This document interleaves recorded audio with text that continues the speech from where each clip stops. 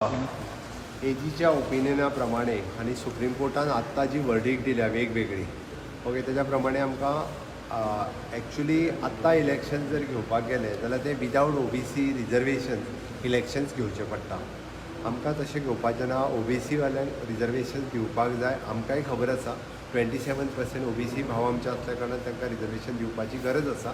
आमची इच्छा आसा की OBC रिजर्वेशन दिवचें म्हणून आणि ताकाच लागून आमकां एजीच्या ओपिनियनाकूय धाडलेली सुप्रीम कोर्ट, मध्य प्रदेशातली केस, महाराष्ट्रातली केस, हे सगळी केस स्टडी केल्या उपरांत की OBC हे ट्रिपल टेस्ट रिजर्वेशन्स करून दिवचे पडटा आणि एजीच्या ओपिनियना प्रमाणे ते OBC कमिशनाक धाडून ओके ते व्हेरीफाय करचे पडटा खंयचे वार्ड्स कशा पद्दतीन OBC रिजर्वेशन्स आसा.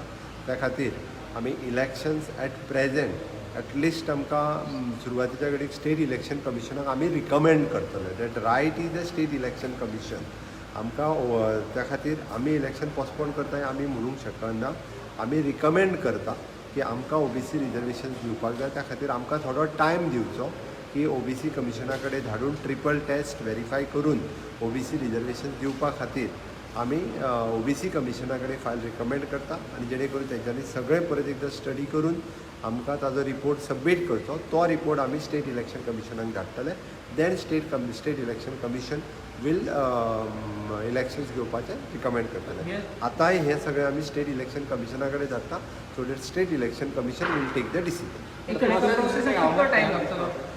नाव it is up to the state election commission. फाल्यां जी आसा ते सगळे स्टेट इलेक्शन कमिशना कडेन धाडटले. ऑन अवर रिकमेंडेशन जर तांच्यांनी एक्सेप्ट केले जाल्यार state election commission can say the election will postpone. They will say पावसा नंतरच जावं शकता कित्याक पावसान इलेक्शन काय म्हणून म्हटलें न्ही that is up to the state election कमिशनाचेर डिपेंड्स.